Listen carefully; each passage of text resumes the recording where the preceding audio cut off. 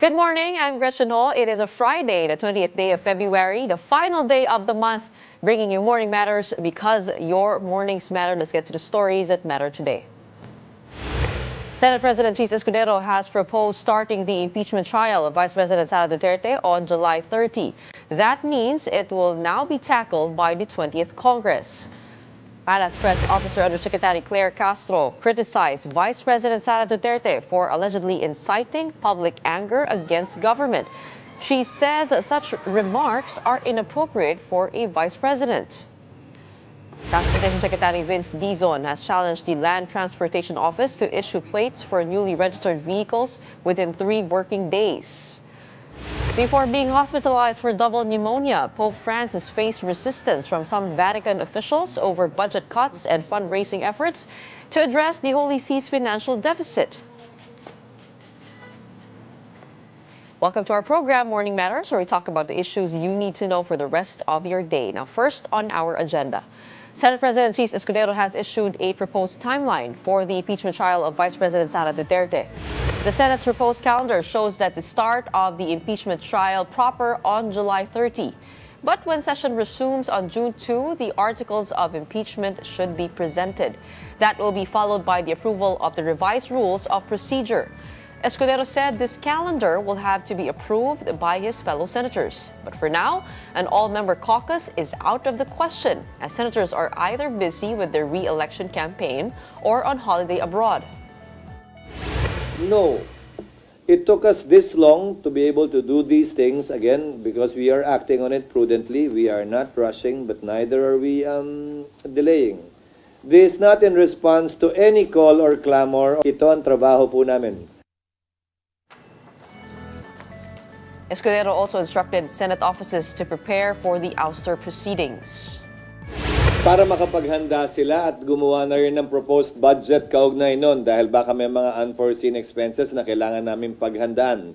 Ulitin ko, bahagi ito ng tinatawag nating quote, taking proper order of the subject of impeachment. Hindi pa man nagsisimula ang pre-trial o trial, ay buo na at kompleto na ang paghahanda ng Senado para dito. Palace Press Officer Undersecretary Claire Castro slammed Vice President Sara Duterte for allegedly encouraging public anger against the government, saying such remarks should not come from the Vice President. Here's the report. Malacanang responded to Vice President Sara Duterte's statement that the public can express their anger toward the current administration. The Vice President made this remark during an indignation rally in Cebu recently. However, Palace Press Officer Undersecretary Claire Castro countered that such statements should not come from the Vice President. Nakakalungkot po na mula sa pangalawang pinakamataas na leader ng bansa ay mukha pang nag-i-encourage siya sa mga tao na magalit sa gobyerno. Nung nalaman po ito ng Pangulo ay wala po siyang naging reaksyon dito. Castro questioned why Duterte did not make similar remarks during her father's administration, despite the challenges faced at the time. She pointed out that former President Duterte was once labeled as the most corrupt. Pero bakit naman ngayon lang? Mas marami naman din pong nangyari nung panahon ng kanyang ama. So parang ang pag-encourage po ba niya na magalit ang tao, meron po ba itong link doon sa sinasabing destabilization? At pinapatungkulan palagi na ang taong bayan ay dapat nang kumilos laban sa gobyerno. Castro insisted that this is just a step away from inciting sedition. However, it cannot be denied that even President Bongbong Marcos has made strong statements against the Dutertes multiple times, particularly since the campaign period. Castro clarified that the president was merely expressing his thoughts to show that he is not a weak leader. Karapatan din po ng Pangulo na magsalita kung ano po yung kanyang damdamin. Ito naman din po ay para mapakita sa tao kung ano ba yung katotohanan. Mahirap po na yung isang party lang ang sumusuntok. Kailangan din po tayong sumangga. As Malacanang statements become more assertive, an old video of Castro resurfaced on social media. The video shows the newly appointed Palace Press Officer appearing visibly upset. However, she explained that the footage dates back to 2015, when she was defending a client who had been arrested without a warrant. If given a chance to do that again, I will. Why? Because I did that for justice. Don't go away. More Morning Matters to talk about when we return.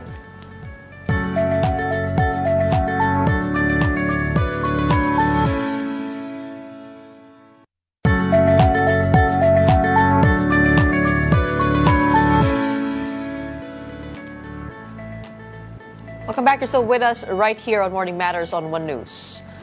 Malacanang stands by President Marcos's conditions for the removal of the U.S. Typhoon missile launchers. This comes after China reiterated its demand to pull out the mid-range missile system for peace and prosperity. Presidential Communications Undersecretary Claire Castro said Marcos's stance on the issue has not changed. Recall that the president said that he was ready to yield to Beijing's demand if it stops its aggressive behavior in the West Philippine Sea.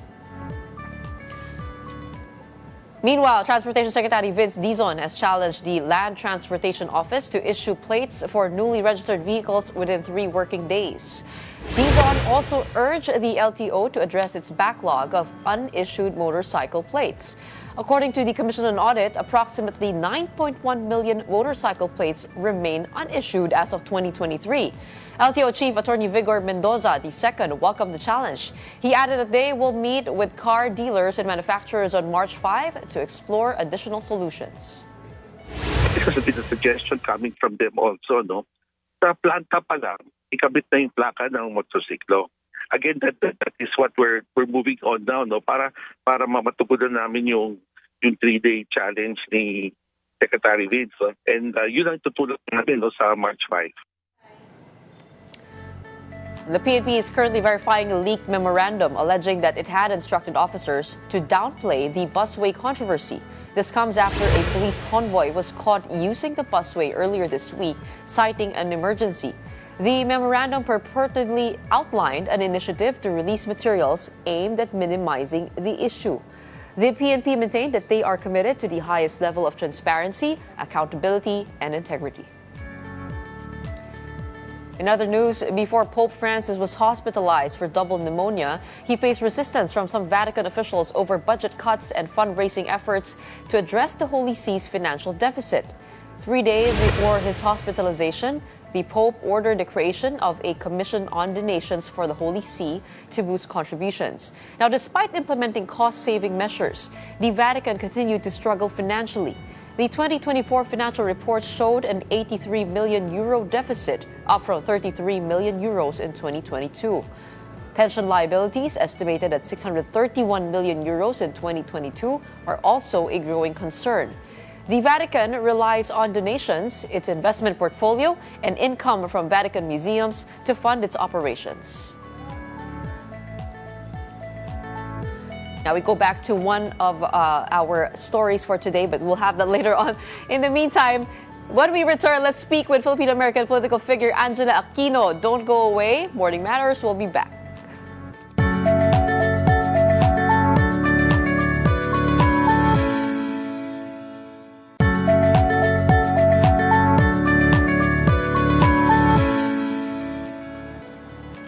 I'm Gretchen Ho, and this is Morning Matters. As we mentioned earlier, we have 2 power women on the show. We have somebody running for public advocate in New York, Angela Aquino, and now our other special guest will talk to us about our top story. We have newly appointed Undersecretary Claire Castro, Palace Press Officer, joining us now via Zoom. Welcome to Morning Matters, Yusek. Yes, good morning, Gretchen Ho, and good morning, Pilipinas. All right, in your first few days as Palace Press Officer, your words have not come without a bite. Just to set the tone of this interview, do you represent the President's views when you speak? Some of them, yes, but some of them are, of course, opinion. As a Palace Press Officer, we have to tell to the people, since that is the order of our president, to tell to the people that we need to distinguish what is fake news and what is truth. Well, I asked that question because our top story for today was the Vice President's remarks on a Cebu indignation rally, asking people to express their anger towards the government. At sabi po ninyo, nakakalungkot po na mula sa pangalawang pinakamataas na leader ng bansa ay mukha pang nag-encourage siya sa mga tao na magalit sa gobyerno. At sabi po ninyo na ito nga parang bordering baka inciting to sedition. I mean, are you looking at that angle? Is the office of the president looking at that angle with the vice president's remarks? Actually, when we informed the president of this remarks or comment of the vice president in Cebu, he has no comment on that. He did not make any reaction on that. So what we are talking about now is the reaction on our part, the reaction of the ordinary people. That the vice president, being the second highest leader of the country, should not have said those words, considering that he's a leader, he's part of the government. He should not be encouraging people to get mad or to be furious to the government. He should be the one encouraging them to let's help the government and let's help together to lift up the government and the country. Okay, so you will not be adding to General Torres' complaint on inciting to sedition and unlawful utterances. He complained about the former president's kill 15 senators remarks. I mean, you're not going to add anything to that with this latest statement? Not as of the moment, there is no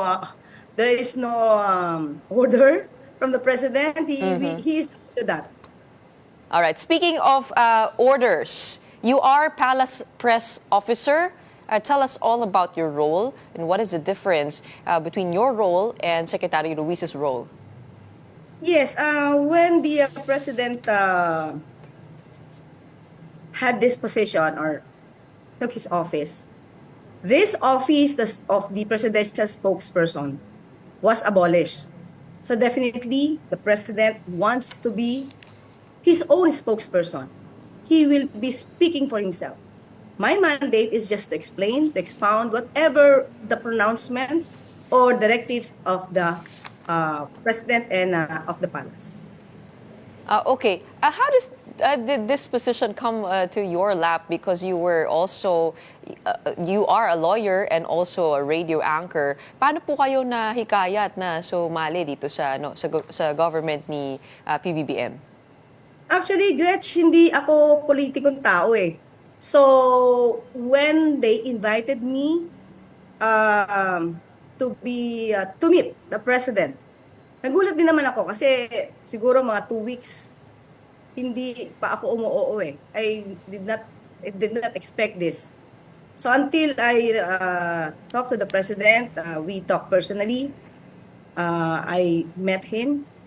That's the time that he told me that he thinks that I could help the country to tell about the truth. So yun lang naman lagi eh, the truth. Para po yung mga, kung ano man, whatever will be the programs, the projects of the government,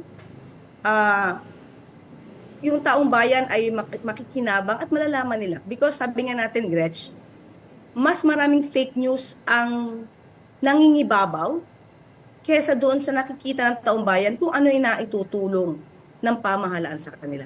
So that's the problem. So that's the mandate now of the president for us to share to the people, to spread the good news and not lies and fake news. Okay, so your mandate is to curtail fake news. Will you also tackle issues of the past?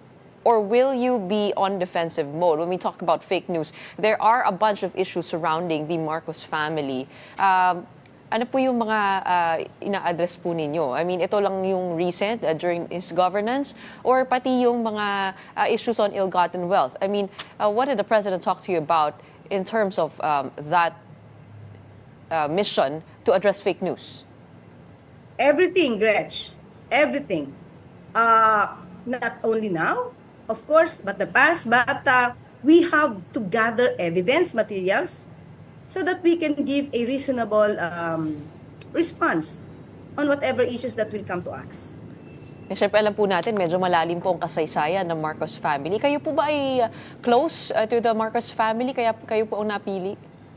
Hindi. Hindi. Sabi ko nga, hindi tayo mapolitika. Ordinaryong tao tayo, Gretch, you know me. Nagkita na tayo before.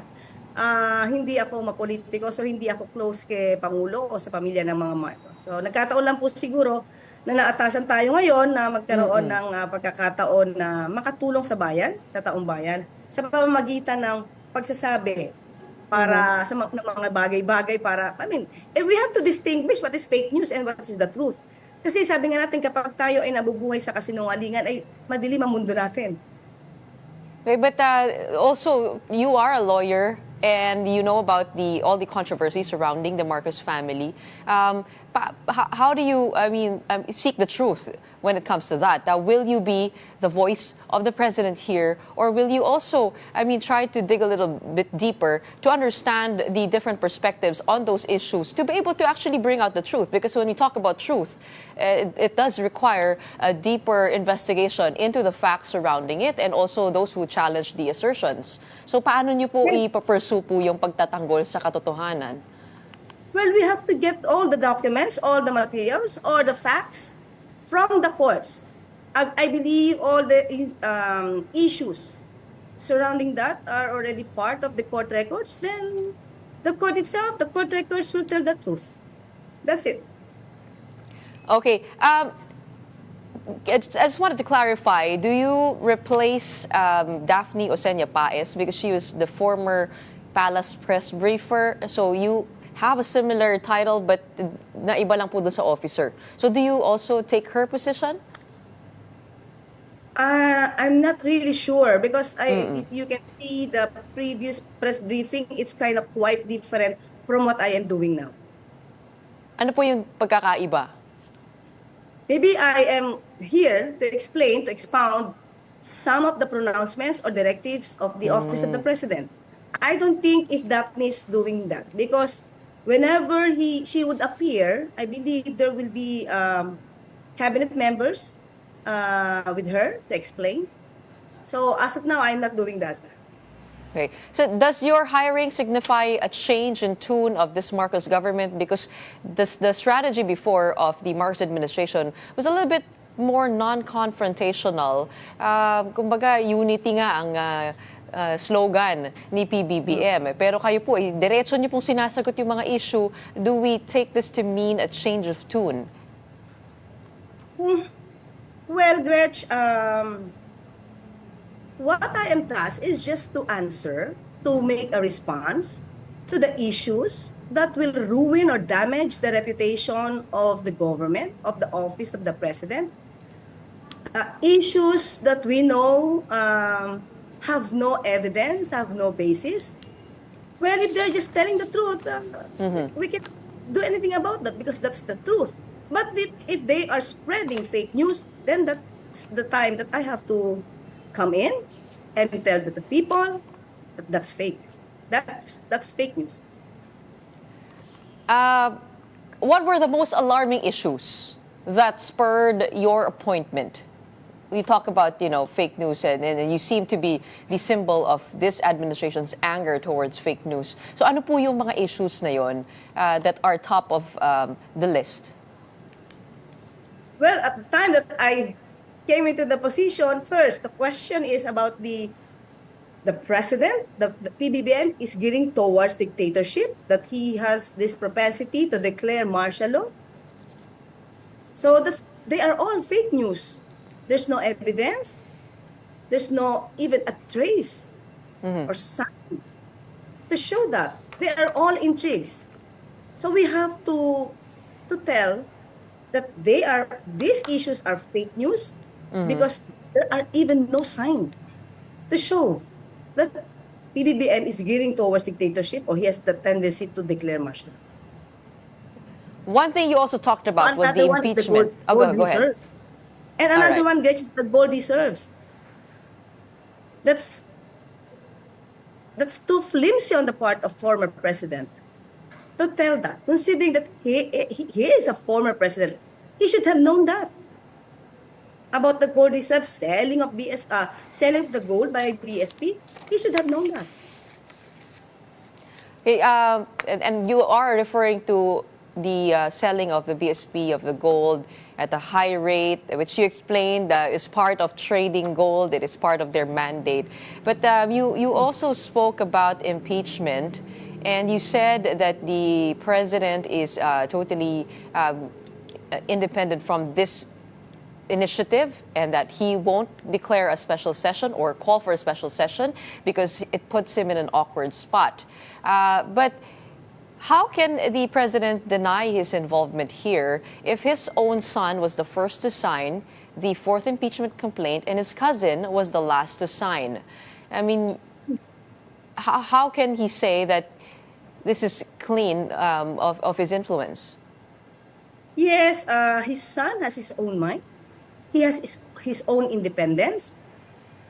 If he signed that impeachment complaint, maybe he believes that there are grounds for the impeachment of VP, or for the conviction of VP Sara, as well as his cousin, Speaker Romualdez. He cannot just dictate with his own son. His son is already of age, as well as his cousin. Pero parang imposible naman po na hindi ito na pag-uusapan bago pipirmahan. Dahil alam natin sa politika, kailangan natin yung isa't isa para to get the numbers. I mean, because the pundits are saying it's impossible that the president did not have his hands on this. Yes, kung mapapansin natin sa balita, Gretch, sinabi naman niya na nag-usap sila ng kanyang anak. At ito'y pinaalam. At sinabi niya, do your job, do whatever you think is good. So, hindi natin pwede pakialaman kasi pag pinigilan mo yan, at independent na yan, at congressman na yung kanyang anak.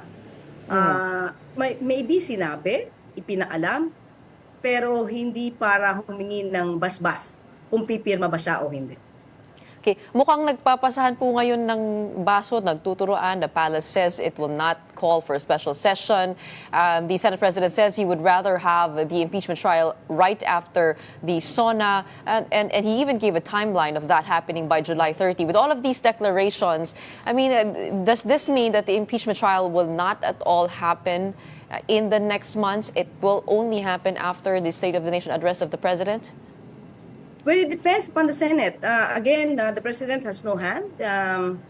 He could not even interfere with the task of the Senate because of the separation of powers. So it's up to the Senate when they will start the impeachment trial. I think Senate President has already his own timeline. All right. You were described by some critics as hysterical. Actually, medyo may mga video na umiikot online eh. But let me just put up that video and play it a little bit. Can you tell us what happened in this video? 2015.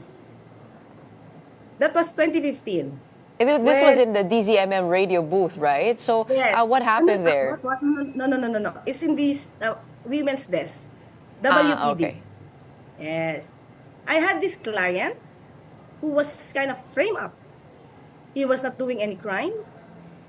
He was in SM San Lazaro, drinking his coffee while waiting for the mother of his son.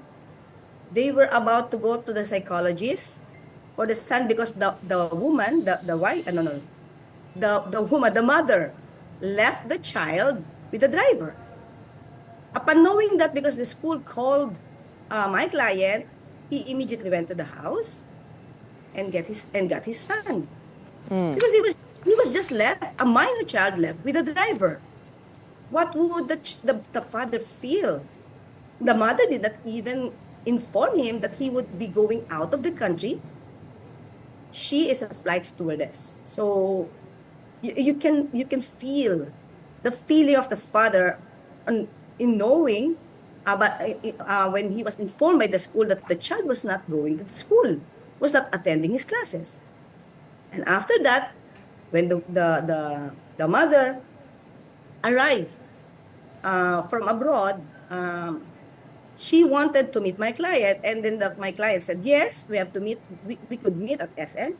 And after that, without knowing, there were police officers in civilian clothes. And he was dragged without informing him of what the case was.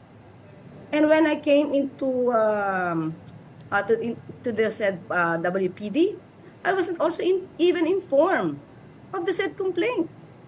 We were told that it's confidential. How come it could be confidential when I was the counsel?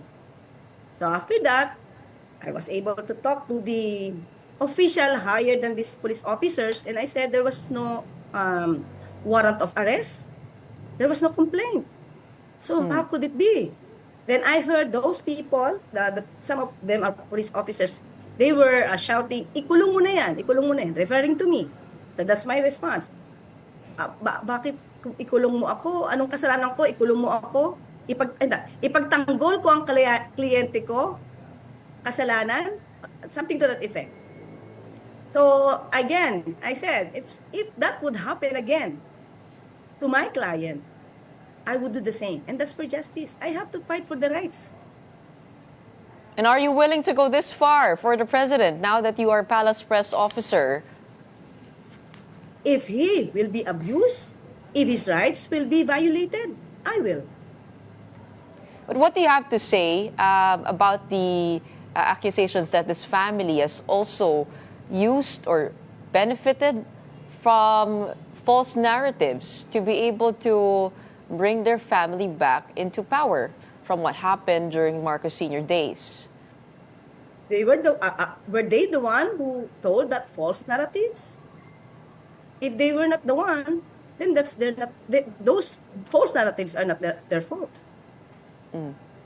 Okay, so now from this point on, are we expecting a response all the time from the Marcos administration, having you at the forefront? And yun nga po kayo po ay na-describe as hysterical, some as aggressive. I mean, what do you have to say to all of that, and what can we expect from Malacanang from this point on? Well, we promised to the Malacanang Press Corps that as much as we can, we will be holding press briefing every day, as much as we can. So we can expect immediate response from the Office of the President, from the Palace, about some issues that needs to be cleared up. All right, looks like your role is very clear here. Thank you so much for explaining all of that today. Congratulations and all the best in your new duty as Palace Press Officer. We have Undersecretary Claire Castro joining us on Morning Matters today. Maraming salamat. Thank you.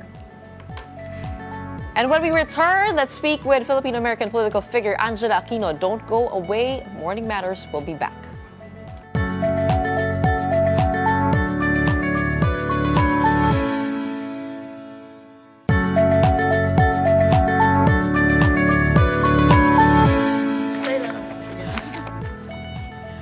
I'm Gretchen Ho, and this is Morning Matters.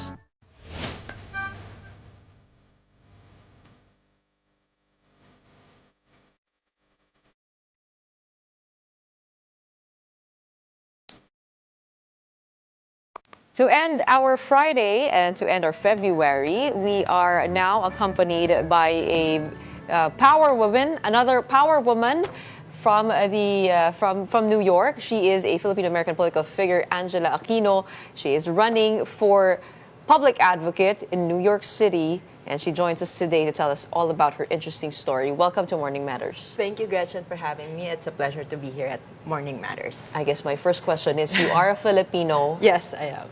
You are running for public advocate, which is the equivalent of vice mayor of New York City. Are you allowed to do that? I am an American citizen now. So I have been, I have my American citizenship now. So although that's all that's required to run for public office. You have to at least have 7 years to be American citizen, which I'm above 7 years. Okay. So yeah. So what brings you to politics? I mean, tell us all about your body of work and what led you to this moment that you decided to say to yourself that I'm going to run? Because I believe this came before the offer of former Governor Andrew Cuomo to have you as a running mate. So it was a personal decision on your part. Yes. So what really led me to run for public office, for public advocate, is basically my life experience. I have been an advocate for almost 2 decades. I am also instrumental on our landmark case, Aquino versus Aquino, wherein we struck down a 300-year-old law, and we were able to get rights for children born out of wedlock here in the Philippines, which is now 70%. So we won a unanimous decision en banc, and we changed a lot of lives. And from that, from that achievement, I felt like I'm humbled to be able to pay it forward and to serve and use my experience in public service. Public advocate is a very special position. It's the least political, least partisan of all the positions in public office. And just being a lifelong advocate, I know that I have the ingredients to be able to serve those who are marginalized. But why not here? Why in New York? Because I'm a New Yorker. You had that case here in the Philippines. Yes. That means you were coming back and forth to Correct. the country, right? So to simply put, I basically exiled in New York, and I became American because of this. I got this inherited, so I had to somewhat, make up for that loss, and I had to go to New York, just like a lot of people who are sometimes suffering from their homeland. They go somewhere, and they try to make up a second chance or make up a life there. So I became an American, and I do have a son who is Jewish descent, and we're all based in New York, so we're definitely New Yorkers. And right now, the New York City is also home for many, many immigrants, and my representation in public office speaks a lot of what the opportunity has for New Yorkers who's willing to go through the system properly. The option of being a part of something very special and very important is available. So, so that's why I think my presence, being a candidate, I'm actually the first Filipino to ever run in a citywide race. So meaning all 5 boroughs. Kasi may mga tumakbo noon na Pilipino, pero anong posisyon yun? I remember in another state, may tumakbong Pilipino eh. I think mayor. Oh, mayor. Also. Pero kayo yung in Hawaii, I think. first full-blooded Filipino. Yes. Oo, kasi dito sa Pilipinas, alam ko kailangan natural born, no? In the US, you just have to be a citizen. Correct. Iba ang kanilang So yes, actually, that is now what we're trying to, to be able to be well represented, right? Right now, especially, they're trying to find immigrants also who are able to represent. It's very important that they have the right representation, meaning who went through, difficulties, who had to fix their papers, who knows how the discrepancies between the salaries of a minority and somebody who's not going through the system properly is very important. My contribution on my past and what I had to go through to become legal, to become an American, and to make the system and work for the system and contribute to America is important. Well, you've been described as a conservative Republican, and as you were talking about your stance on immigration, I do remember some of the debates we've had over whether this Trump administration will kick out Filipinos. At ang sinasabi sa atin ng ambassador, na kapag legal naman yung papeles mo, ay wala naman mangyayari sa'yo. Sinabi pa nga niya, pag hindi ka nag-commit ng crime and you stay low, you probably be fine, and then we'll work on your papers dahan-dahan. We also had some tell us that there are Filipinos who don't like the way the other immigrants have come in, illegally. So, do you mirror President Trump's stance on immigration? Where are you on that? So it's very important we don't mix everything up and classify all immigrants one and the same, such as being criminals or someone who is illegal. First of all, Okay, so there's a difference. The asylum seekers came through the borders through a sanctuary policy, meaning they were not vetted, they were not screened. They don't. People receiving them in the other end don't know who these people are. So right now, we'll discuss the asylum seekers first. There are about 300 children, right, lost right now who came in who came into America through the sanctuary, using the sanctuary policies. They're missing, right? So they're missing. They claim that these kids were unaccompanied crossing the border. Do you believe that children come across the border unaccompanied? That doesn't make sense. Are they able to survive 60 days? So simply put, they are trafficked in by professional, organized criminals. So that is why we need to be able to protect that we are not used, that America is not used as a basket catcher for being trafficked. These children being trafficked. So we have to protect that system and these children so that they don't have to experience all this brutality as they try to seek for a better life. Right? So would you let these children in to the United States? I would, like, if they're already in, I would make sure that these children, first and foremost, are safe, right? From the cartels that brought them in. So we want to make sure that they're not used in any shape or form and abused once they come to America. The problem is, when they get here, they already went through so much. In 60 days of travel, being smuggled in by cartels. What do you think is happening to them in those travels? So we cannot be an option, or America cannot be an option to that. So that is why when it comes to this... But I believe they're also trying to escape the culture of violence over down south, right? That's why they're heading to America to seek for a better life. And in the process of denying that, where do they go? There is a way of doing things properly. If in the process of being safe, you're putting yourself in danger, Gretchen, we have to weigh. You want to escape just to be in danger again while you're away on traveling here. And then when you're here, the kids are missing. And this is not something that is Googled. I speak to people working in asylum shelters, and this is the actual report. So we have to think there are other ways on where we can help these children suffering in those countries wherein they don't have to risk themselves exposing or selling themselves to cartels. Right? So it's very important. What is the alternative? So what do you do with the children then? Well, we have to explore this option. Right now, we can send help. We can help. We can send troops if it is a high conflict, and American can send different kinds of help that they don't have to risk themselves and keep them safe in those areas. If indeed their lives are in danger there, and America sees that it makes sense to help these people, they can stay there and we can come in and help them.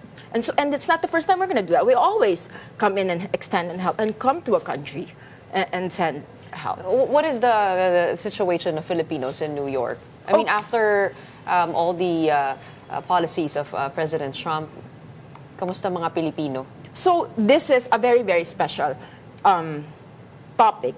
That's why we have to learn how to separate it. Filipinos have no track records there of being criminals or cartels, or that this is not what we're talking about. Filipinos are known there to be very good workers, very loving, very caring. We are known, during COVID, Filipino nurses gave up so many lives in New York City. But I think there's a range of about 300,000 illegal immigrants from our own country in the United States. That's what I remember. But in New York, do we have a lot of that? Those Filipinos, they're working there without documents, and what happens to them now? So for my advocacy, we did take a good look at this. I think that the Filipinos, if they're willing to go through the system of being legal and having a pathway towards legal citizenship and being an American, we should be able to provide a path of them. They're not criminals. Actually, as a matter of fact, they have contributed so many things. We are entrusted by their elderly. We are entrusted by their children, with their children's. So I think that we are very trustworthy. That gesture alone says that we are kind. I don't think President Trump has any objection with helping Filipinos, especially given the good track record of Filipinos. And so is true with other immigrants who's providing and very contributing very well to the American economy and society. Okay. Have you said yes to former Governor Andrew Cuomo? Former Governor Andrew Cuomo is a Democrat and you are a Republican. Why do you think were you the choice? And how did this partnership come together? So is it confirmed already? So, though that time that the camp of Andrew Cuomo reached out, though it is true, I was a Republican. I am now currently a registered Democrat. So yeah, so we during the last day of that we can file our party affiliation, we switched. So this is I know you're surprised, but this is what made you make the jump? On the last day, I was approached by Democrats, and we weighed the options on why I should run as a Democrat. I think what really drew me closer was the group of single moms and the group of domestic violence survivors who were going to vote during the primaries as Democrats. They were there, the people, and they asked me to join so they can vote and they can choose somebody who is a Democrat, who really spoke and stood up for them. And they said, so the single moms and the domestic violence really did a big part because this is who I really want to help. But you were described earlier as a conservative Republican. So paano yun? How do we make that distinction? And I also read that, you kind of mirror those disillusioned with progressive governance. Is that correct? No, so first of all, I think right now, there's no time for partisanship. There's no rule that Democrats and Republicans cannot work together. I think as a matter of fact, this now is the moment that we really need to work together and put those partisanship labeling aside, because this is not just partisan issue. This is a real life humanitarian issue, and we have to overlook whatever party affiliation we were, but what matters is the now and how we're gonna move forward, and the values that we bring and how we're able to bring that to the table so that everybody can benefit from it. Okay, so have you said yes to Andrew Cuomo? I reached out personally to Governor Cuomo and I thanked him for the opportunity. Paano ba kayo napili? So they gave me a call. And then said, how's your campaign? And I said, thank you, very good. And said, we're from the camp of Governor Cuomo. Would you like to join the slate? And then they said, you seem nice. And that's how it was, just a very casual call. I don't know how they picked me. Okay, let's go into your role. Let's dive in a little deeper to that. You are running for public advocate. For Filipinos, hindi po natin maintindihan yan kasi parang mukha kang nag-advocate lang for something. Okay. But what does it really mean when you put that word in public office? So a public advocate basically represents and makes sure that there is equality, that there is accessibility for residents, New York residents, right? So we advocate for the marginalized when it comes to housing, healthcare. So disabled, special needs, housing, social services, special, we say yung medyo na dehado sa buhay. Yun. So we're very, dehado meaning, we're a little bit the underdogs, right? So that's our job, to advocate so that their needs and priorities can be heard. In sessions, so you represent them in short. Correct. So I'm able to introduce legislations. I also serve as an ombudsman. If there is a government sector that is not functioning well, for let's say example, kids with special needs, they're not the autistic children, they're not getting the services that they need over at some community in Queens because there's not enough budget. So I will call attention to this and have an investigation and make recommendations. And what for you are the top 3 problems of New York City that you can easily find yourself addressing, or what would you like to address as the top 3? Top 3, I think the no bail law. So right now we have an uptick because of this no bail law, wherein criminals are caught but then they're released. So that doesn't make sense. And then because they're allowed, they're released for certain reasons, like simply because they can't afford bail, so they just let them go. That causes like some kind of just doing things all over again. They're caught and they're after their targets again. So that's one thing I want to be able to make amendments on that. Number 2, it would be like the corruption that's going on. We want to make sure, as a public advocate, it's also my job parang to be an ombudsman. So I want to make sure that the budget is efficient and going to where it's supposed to go, because if it does, then it will change the lives of others. Also as a single mom, I want to be able to work on vouchers for private schools and for religious schools, as well as after schools. Okay. It seems to be a tall order, what you're running for as ombudsman, watchdog, chief complaint officer, chief public advocate. Where are you getting your political capital and political backing? Well, for public advocate, it's very important that it's grassroots, right? So we do fundraising based on like citizens and residents of New York City. It's going to be very grassroots, and we also have to think that we have to be very like creative as per how we present our platform.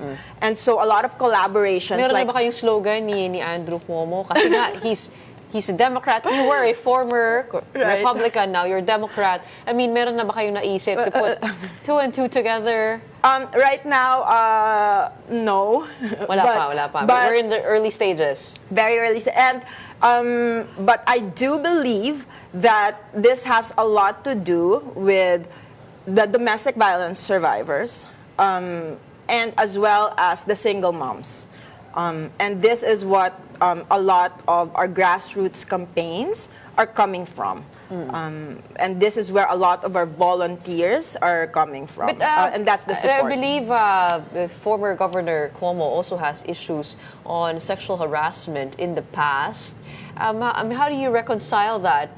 You said you are a domestic violence survivor, and he had his own controversies. Did you sort that out first before saying yes to him? I read the issue, and basically a lot there were some allegations which eventually was withdrawn. So this was his that was basically the summary of it. And before moving forward, I actually spoke to some domestic violence survivors and the single moms. So listen, if his experience and his comeback and his, if he's making a comeback, I believe he wants to really make it right and gain that political and the trust of the public. I think this would be a wonderful opportunity for him, in contrast to those allegations from women. I think this is a great opposite, helping out single moms and domestic violence survivors. So you're there to push that forward. Yes, okay. for them. How about for the Filipino community? This is a great opportunity, if you do win, to represent. Have you thought of legislation to help the Filipinos in New York? I think the top priority there would be the immigration. I want to be able to advocate and lobby and present the case to President Trump that the Filipinos and all the good contributions that they have given to this society, and appeal that they are able to be given an opportunity to stay in America and a pathway for legal citizenship. I think that we have to create a balance on what's happening, and we have to choose good, vetted New York City residents and good immigrants who are contributing, and that's who we choose to become a part of the American. Could you tell us a little bit more about demographic of Filipinos in New York? I mean, anong trabaho nila? Ano yung age range? Where do they live? I mean, sino yung mga Pilipino na mamalagi doon?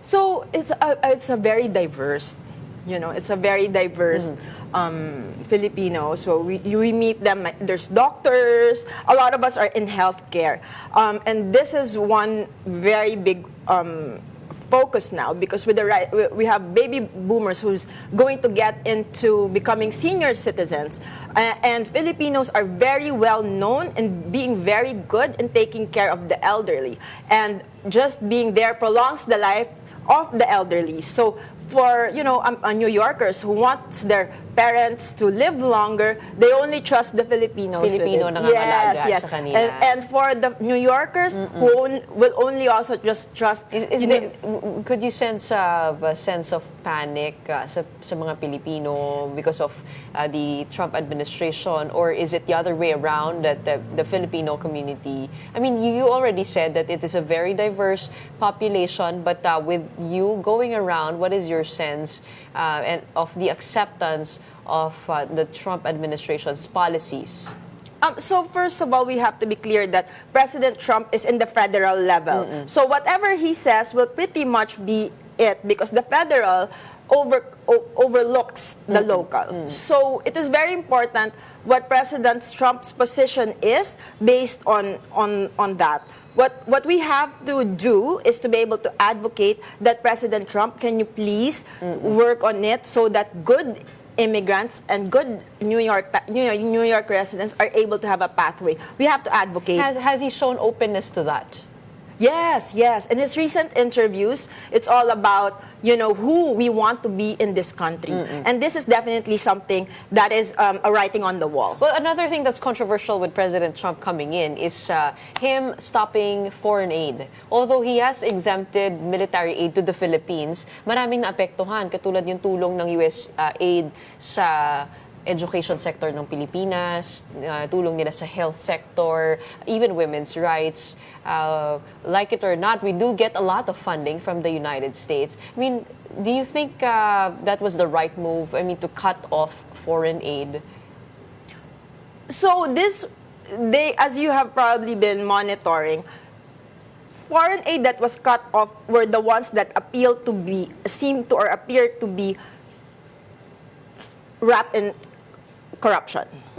So we also have to say, we can't just be like, hey, you stopped it. We also have to take a look on these recipients, if indeed the correct recipients and the right it's going to the right beneficiaries. So if it has been flagged, we also have to explore, wait, maybe they were pocketing it. That's why it's been, or like, as you know, that there were like, things that were very questionable. Like, so I think right now this pause should just be a reassessment of where it's really going to, if it's up to par with the proper values, or if it's going to correctly to the proper recipients. Oh, we hope it's just a pause, as there are those whose lives depend on it. Where do we find you and your campaign? Do you want to follow you? Yeah, sure, absolutely.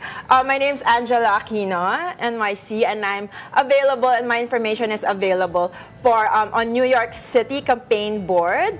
You can find my profile there, and I am also for Angela Angela for NYC. That's my website. Wait, And you can send us a message. We have a New York City public advocate candidate, Angela Aquino, who is also doing her own candidacy in the time of the midterm campaigning here in the Philippines. Thank you so much for joining Thank you, us Gretchen. all the way from the United States. And that's it for today's episode of Morning Matters. My name is Gretchen Ho. Happy weekend. We are One News, all sides, all the time.